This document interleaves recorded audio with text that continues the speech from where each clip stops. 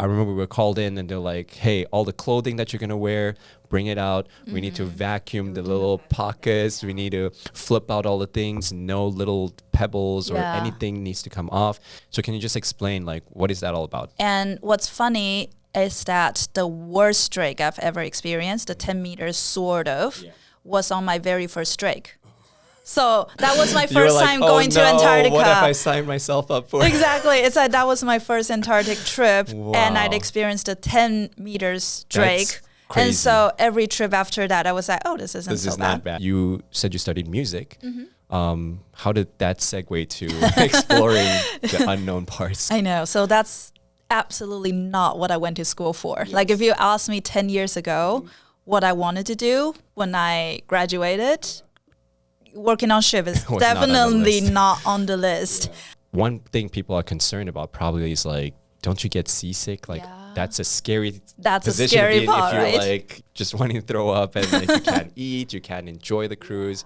So did you struggle with that? Like, I mean, they say like once you get through your first months, you get your sea leg. Okay, guys, welcome back to FUNDAY Chat. I am Wade, your host for the program. And today we have a special guest. We have this guest coming from very far away. She is a polar expedition guide. She's also an onboard lecturer on polar history and humanity. Well, she studied in the University of Michigan for her master's in music, and we'll cover that topic a little later in the next episode. But she also played in the LA debut orchestra for flute as the principal for about a year. Yes. So welcome, Noniko. Thank Noniko. you. Yes, Noniko from Taiwan. Yes, from Taiwan. Yes, welcome to FUNDAY Chat. Thank you. Thank you for having me. I mentioned that you're coming from a very far away, but we also said you're from Taiwan. So yes. People are probably like, Taiwan's local, how far is that? But actually, our connection and the way I got to know you was through my trip to Antarctica. Yes. So Nanti. Yes. Is actually pretty crazy it that is. Now we're sitting here. I know, exactly. Well, can you tell us a little bit more about yourself? Just what's your background, sort of like where have you been and how did you end up where you are? Yeah, absolutely. So I was born and raised in Taiwan, but then I went to the States for a 1-year high school exchange in high school. All right. And that kind of opens my mind about traveling abroad or study abroad.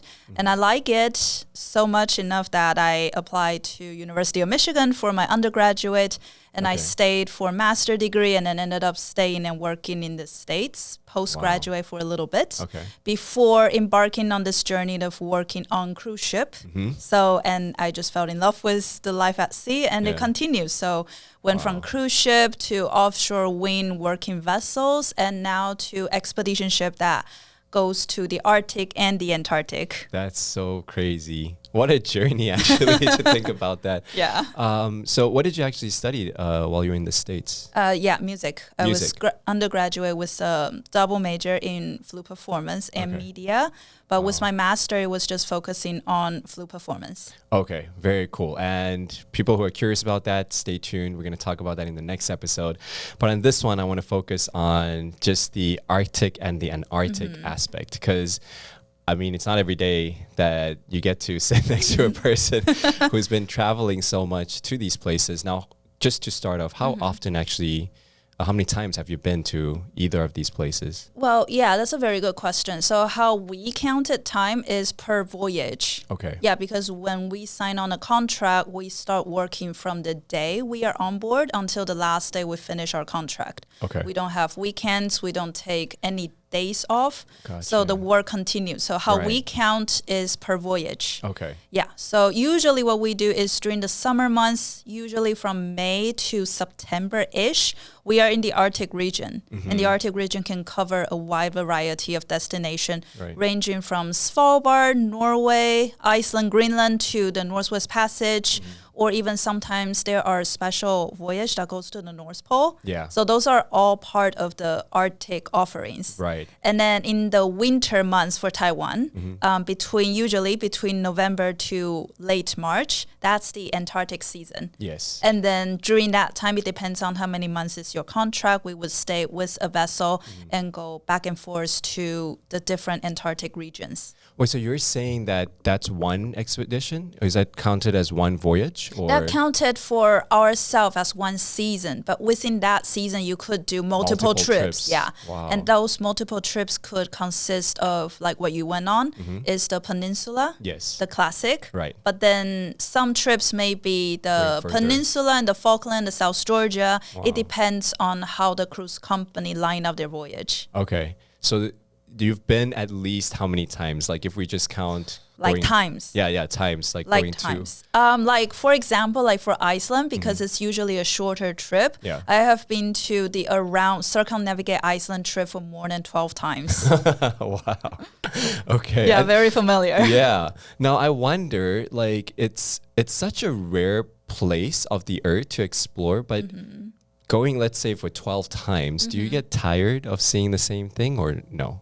Not really, because that's an interesting question. Because like for Antarctica, I mean, wait, you have been. You know, Yes. there are landing sites and cruising areas. Right. Not every trip we will go to the same same place. place, that's like true. expedition leader could throw in his own favorite. There are Yes. more than 200 landing sites they can Wow. book. Okay. So it's quite interesting to go visit different areas as well. Okay. So you're definitely seeing different things even though you're going to the same places. Yeah, but there are different landing site or cruising areas they can choose. Yeah. Yeah. That's actually one thing that I loved about the trip that I went on, which is actually how we made this connection. Because I remember just it's weather dependent, obviously depending on the captain, the expedition leader. It was John, right? Yeah, it was Expedition John. leader? Yeah. He looked like an That John looks like a Santa Claus, right? Classic expedition leader because he had the white beard Yeah. and like he just The had tough that vibe about body, him. you know? Yep. Yeah. But yeah, I just remember like it was a real adventure because personally for me, been on cruises, but I like the aspect of not really knowing exactly where we're going, but really exploring. Yeah. Like, hey, maybe this side, is going to be, we have a coolest sighting here, or we might have. And so I loved the trip that, that we got to be on with that.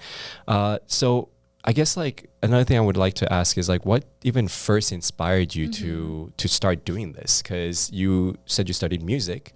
How did that segue to exploring the unknown parts? I know. So that's absolutely not what I went to school for. Yes. Like if you asked me 10 years ago what I wanted to do when I graduated, working on ship is Was definitely not on the list. not on the list. My list was like, I want to go into Disney. I want to work for like, these big media companies. Yes, right. And I did. So my first job after school was working for the NBC Golf Channel as a sports production team. So that gave me the exposure of working on the big TV set, covering live sports. Okay. And then after that, I really wanted to stay working in the US. That was the hope. Didn't get my work visa. H-1B. H-1B, yes. I went Did through the exact not same get process. That. Like, So you did the OPT yes, I did the OPT. for the 1 year. For that. And then afterwards. And then I failed with the lottery, with the H-1B. Same here. Because it's so difficult. It's so hard. It is It's so like hard. 30-something% of getting the actual lottery. And same for me. I was wanting to stay, had sponsored, and then didn't get picked. Yeah, exactly. Well, it's a blessing in disguise, I'd say, because it is. By now it is. But Yes. at that time, it was devastating. I know. Yeah, I know. it was devastating. So plan B. Plan B was no plan. At that time, I was devastated. I didn't know what else to do. I had an alumni from Michigan who studied, he was a sound engineer. Okay. So he went back to visit our teacher, and I happened to ran into him. Oh, wow. And he knew my situation, and he was like, why don't you try cruise ship? I just finished a contract with Carnival. Wow. They all have the latest technology on board the ship, and you get to work with international people. Yes. And So I was diverse. like, sure, why not? At that time, I didn't have any other idea. Yeah. So I was like, sure, if he says so. So I started Googling about what cruise company are there. Applied to all the big three, and I got picked for Royal Caribbean. Started out as a broadcast. Wow. Because I Royal had Caribbean's that. the biggest, right? Royal Caribbean is The biggest cruise ship? yeah, it has almost every year. Like Yeah. the biggest cruise ship in the world is usually Royal Caribbean ship.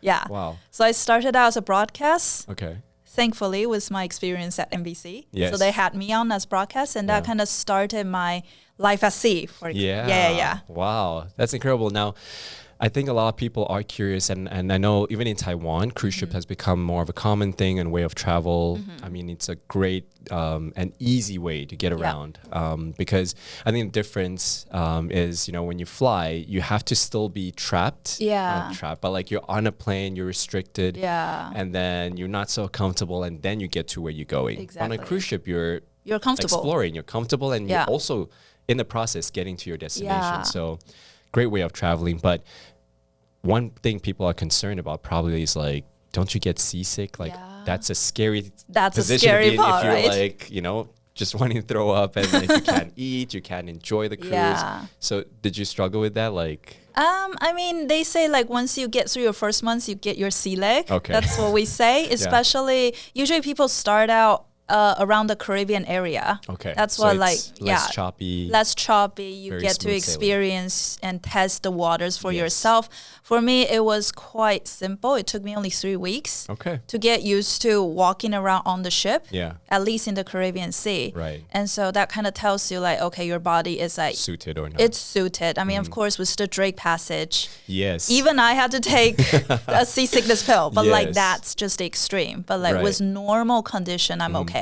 Okay, so speaking of the Drake Passage, maybe we can touch on that a little bit because prior to me going to Antarctica, I just saw videos or heard horror stories about it being the most dangerous, you know, ocean to terrain and to get through. And I remember then like, I was like, wait, so we're actually going through this? Like, that's how we have to get to Antarctica? And fortunately, I think on our expedition, we did have a decent that was Drake. decent. So it was sort of choppy, but, you know, we made it. It wasn't too bad. But have you experienced any crazy... Like bad? Yeah. Like bad situation? Yes. I've only experienced like real choppy Drake for like 2 times, I would say. Okay. Like real choppy means like 8 to 10 meters. Wow. Like, that I've only experienced 2 times. Okay. And what's funny is that the worst Drake I've ever experienced, the 10 meters sort of, was on my very first Drake. So that was my first time going to Antarctica. What if I signed myself up for it? Exactly. It's like that was my first Antarctic trip, and I'd experienced a 10 meters Drake. That's crazy. And so every trip after that, I was like, oh, this isn't so bad. This is not bad, I was like, this isn't bad. That's probably a good thing, right? To get the worst out of the way. And then it just gets easier after. And then everything else was like, well, this isn't as bad as that one. Yeah, that's incredible. So that's actually one thing I think people need to take into consideration, that when you do travel to Antarctica specifically, you do go through the Drake. But I believe it gets its name, like its fame from, I think, the past. In the past, it was like really hard to get through. But nowadays with modern boats and technology, it's safe and people shouldn't be concerned about it. I don't think people should be concerned about that, because with our own weather forecast checking, sometimes we would show the comparison. Like the North Sea is sometimes worse than the Drake Passage. Gotcha, And with the modern ship, you know, you have stabilizers, you have modern technology. It's safe. It's not that bad. And taking seasickness pill is nothing to be ashamed of. Like I said, even I take seasickness pill. It's like if you get seasick during the Drake, that's normal. Like that's a given. Exactly. So like there's nothing to be worried about. That's a good point, because I feel like, I don't know, there's something within me. Sometimes like as a man, you're like, no, I'm man enough. I don't need I don't need these pills. And then I just realized like, why are you trying to be manly about this? Like it's totally normal. Okay. Like just take it's a pill or 2. It's okay. So actually, that was a good experience for me, I would say. Like, but maybe just to give some people an idea, how do we typically travel, let's say to Antarctica? From Taiwan? Yes. So from Taiwan, usually you will fly to either Argentina or Chile. It depends on which company you book. Right. And then you fly to one of the big cities, Santiago for Chile or Buenos Aires for Argentina. Yes. And then you transfer to their local flight down to either Ushuaia for Argentina or Puerto Williams or Punta Arenas for Chile. And then you board your vessel from there. Right. And then the vessel will go through 1.5 or 2 days of Drake, the Drake Passage, and then you arrive to Antarctic Peninsula, and then you start your exploration from there. Yes, and then it's pretty much smooth sailing from that side. Yeah.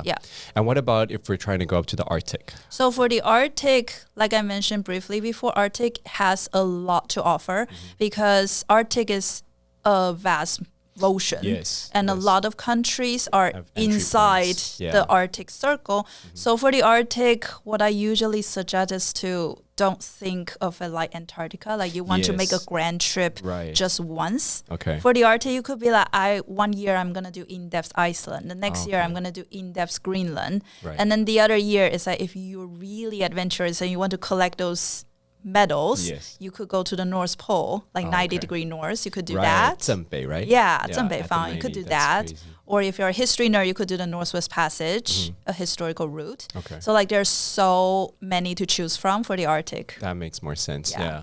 Now, yeah, I definitely want to also do the Arctic because now I think it typically happens that way, right? Somebody explores either the Arctic or the Antarctica, and then they're like, well, now I've been to one. I want to do definitely the other wanna, one, get yeah. the other one. So would you say you've covered most of Arctic and what, like And Antarctica. in Antarctica? Yeah. Okay. Yeah, every, like at least once. Okay. At least once, yes. And Wow. then there are trips that I have been on more times Yeah. simply because it's more offerings from the expedition companies as well. Gotcha. All right. So now that we know that you've been to all these places, it's incredible, you know, how I think, again, from modern day, being on modern ships with technology and all these things, to get to where we are. Because if I really think back to what they had back then and how they yeah. made those expeditions, yeah. that blows my mind actually, yeah. and I appreciate it so much more. Oh, yeah. You know how they were able to traverse and Oh, like yeah. explore and the conditions. There's like nothing there, you know. There was It's nothing just- there. So yeah, it gives me so much more respect. But just let's say in terms of what you saw firsthand, do you see, and you know, from your guys' expeditions, do you see that there's a change as well? Let's say from the past to now with regards to the ice melting and things of that sort. Are we seeing a change? Absolutely. So 2 ways we can look at it. We can look at the data, and usually expedition companies are very good Yes. at having scientists on board, Right. telling the guests in lectures about the data that scientists have collected in the past decades and Right, do right. comparison with that. However, I think as expedition guides, we are privileged to go back to the same landing site, or we say the same fjords Right. year after year. So for the Arctic, the alarming thing is that I saw it with my bare eyes. Nice. Like without looking at the data, you go back to the same fjords the Yes. next year, and then you actually see that there is less ice compared with last year. So like with Within the a year. yeah, like even so, like I think for the Arctic, the emergency feeling is Yes. stronger because Yes. we go back to the same place, and you're like, yeah, but last year I was here in July, and this Yeah. year I'm here, you know, around the same time. And where's the How ice? come like there's so little ice floating around here compared with previous year? Wow. And then also most of the cool areas in the Arctic are within the Arctic Circle. It's easier to get into the Arctic Circle. Yes. And I remember one year we were in Ilulissat in Greenland. That's within the Arctic Circle. It was so warm. I was taking out layers of my jackets, and I ended up wearing t-shirt Wow. for that entire day of landing activity. That's crazy. I was like, it is Yeah, a good isn't day. it supposed to It's be like it's comfortable, but you remember we are in the Arctic Yes, Circle, so yeah. this shouldn't be I should be right. layered up. Yeah, and it's Wow. just that it was so hot. I was like wearing a t-shirt at the end. Yeah. So is there a sense of emergency coming from, let's say, these scientists? And what I really did appreciate, just to let the viewers know, while we were on these cruise ships, they do have these lectures and they do have experts on board sharing and like informing. So even though it was, let's say, a luxury cruise, it's not just about like, oh, let me just go and have fun. Let me just go and get my picture. I appreciate the knowledge that's being imparted and the more in-depth, because Yeah. the more when you're there and you're hearing all this data, it's very different to sitting at home and watching National Geographic. Yeah, you know? yeah. So, I really appreciate that aspect. But from the scientists, are they getting a real sense of urge? Oh yeah, absolutely. I think the urge is stronger for the Arctic simply Really? because it's ocean. Yes. Antarctica is a continent. Right. And the ocean absorbs more heat from the air. So Okay. Arctic in general is warming a lot faster than Antarctica. Wow. But of course, like once that part is completely ruined, Yeah. should we say, then Yeah. the next is Antarctica. Right, right. So yeah, scientists are really worry about Yeah, that. because it's basically all connected. They're all connected. Yeah. It's just like one area is happening faster than the other one. Oh man. All right. So hopefully we can all, do our part in trying to preserve it and stuff. Now, you've witnessed these changes and you've experienced many of these voyages. But I'm curious to know maybe what is one particular expedition that is most memorable. And I don't know if it would be that Drake Passage, your first Drake, or maybe something that was, I don't know, terrifying, or something that was awe-inspiring. Yeah. Like, can you share some experience with us with those? Sure. I remember one voyage we were, that was a specific voyage to go into the Antarctic Circle. And we were in Marjorie Bay. And at that voyage, I was reading the book about Shackleton's voyage in depth. And that was such a inspiring and also satisfying. It's a very strange feeling of like reading page to page of Shackleton's voyage, how he struggled, how they were left alone on the ice in Antarctica for over 700 days without any outside helps. And reading it at night, and then in the morning you saw for like a 20 knots wind blowing outside of your window, and then you're like, how did they survive here? Yes. With like less gear, nothing, with like no food. And I was like, that's... Well, actually, that's like reading the book, how did they survive? Well, they survived by hunting seals. Eating penguins. Yeah. But with that, like you have to hunt the seal, you have to hunt the penguins, and they were wearing reindeer fur clothing, which is like nothing compared with like what we have now. I know, we had those very thick jackets, which was amazing, waterproof, windproof, like super warm. And they have basic tents, and you're like, I don't know how they survive. I would have died 1,000 times. Right away, honestly. Exactly. Because when we did go out, I remember our first expedition, the first time we touched ground, it was kind of windy that day. And I remember snow was hitting me, but it was so exciting. So looking at the penguins, but at the same time, I'm just like, this is still uncomfortable. Like if you're there for 24 hours, then that's like... Even with those gear, like, I don't know if I could survive like that. And so that's actually, every time again, maybe in the beginning, just like I mentioned, I think about the people who've come before us and the way that humanity survival is so crazy. Yeah. I think that trip was so memorable because it puts me into perspective of what this place is. Like how great this place is, Great can be amazingly great, and it could be brutally, but it's great. Absolutely. But it's great. It's raw nature at its best. Yeah, that's so true. And that's a good thought, because I keep thinking about the same thing. Like when I've taken just cruises in general, sometimes I'm on there and it's night and you look out, nothing, complete black darkness. And on the cruise, you're like, this is amazing. I'm comfortable. I can get whatever food I want. There's entertainment. But should I just be dropped off, at any random place? Then it's the completely opposite. Oh yeah. It's death. It's horrifying. It's scary. It's you can't tell where you are. It's pitch black. So it's just like the beauty of nature and power, that balance dynamic is incredible. Yeah, it is incredible. All right. Can you share maybe what is one thing that's most rewarding when it comes to, let's say, being, expedition explorer, and then maybe one thing that's not so fun about being an expedition explorer? Sure. I think one of the most rewarding thing is how we get our happiness from something so small and so tiny that usually the old me would have completely overlooked it. But Antarctica and the Arctic puts you into the perspective of how great wildlife is. Right. Like, for example, I had humpback whales bubble feeding around my zodiac and have the humpback just come up like right there. And I was like, you know what, I've never really paid attention to wildlife before when I was studying or when I live in a city. You never pay attention to wildlife.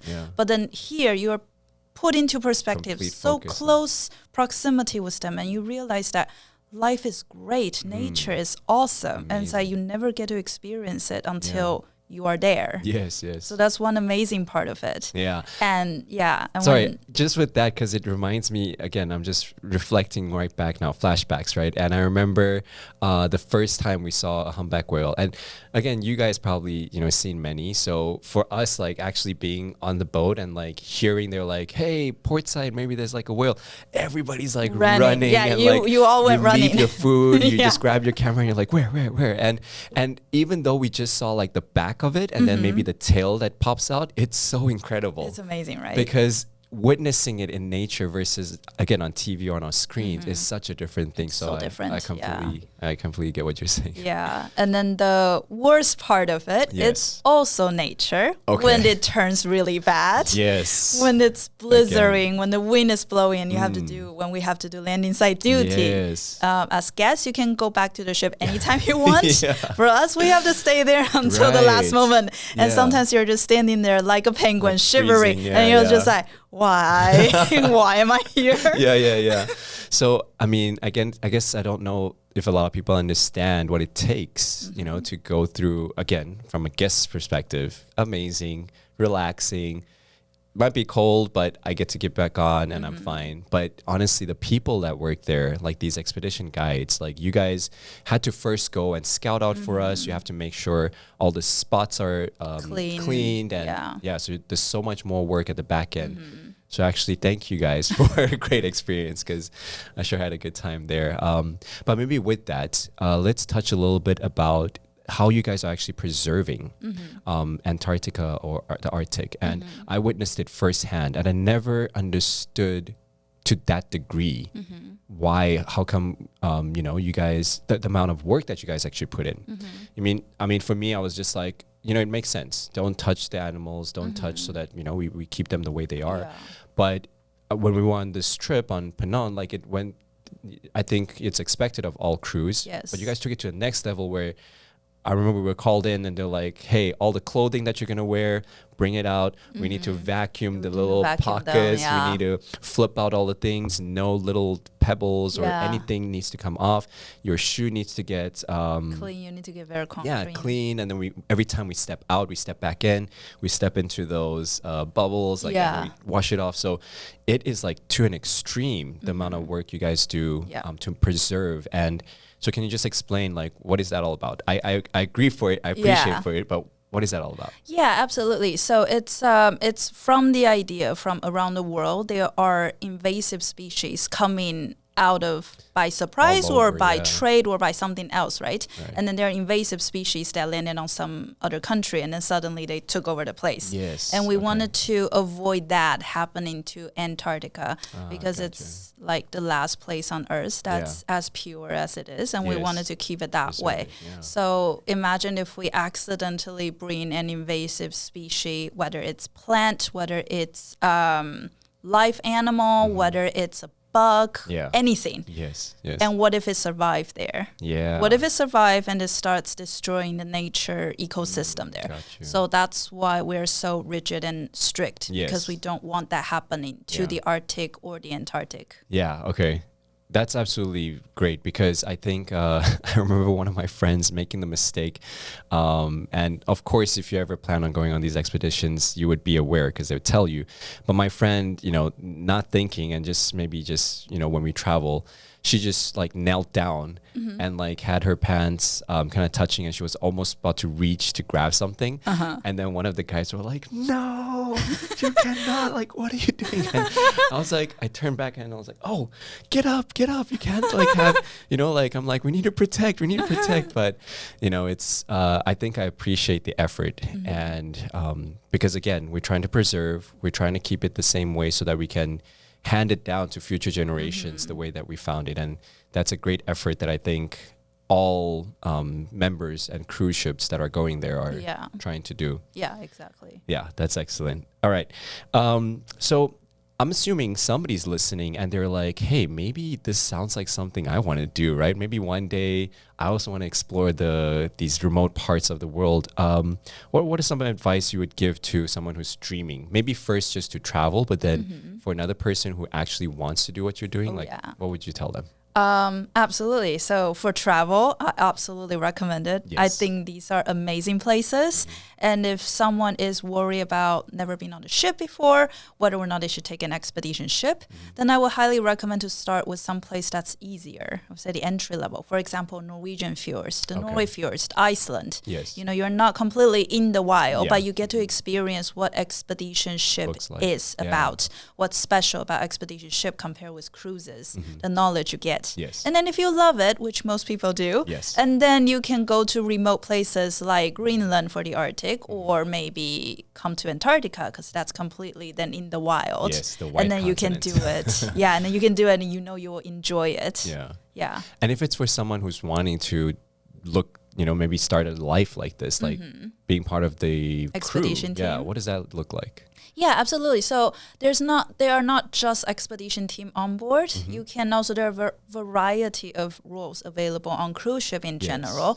So it's kind of whatever your skill set is, you can find somewhere to make yourself useful on the vessel. Right. Like maybe start with cruise ship, because I would say expedition life is in a niche. Yes. Like if you are not a seasoned seafarer and you jump into expedition right away, it's a big step to climb. But if you go from cruise ship, it's around cities, it's around human built society, you're not thrown in the wild immediately. And if you like it, if you find your own sea leg, and then maybe after a few years you can find a way to go into expedition, then that's an easier switch. Yes, that's definitely good advice.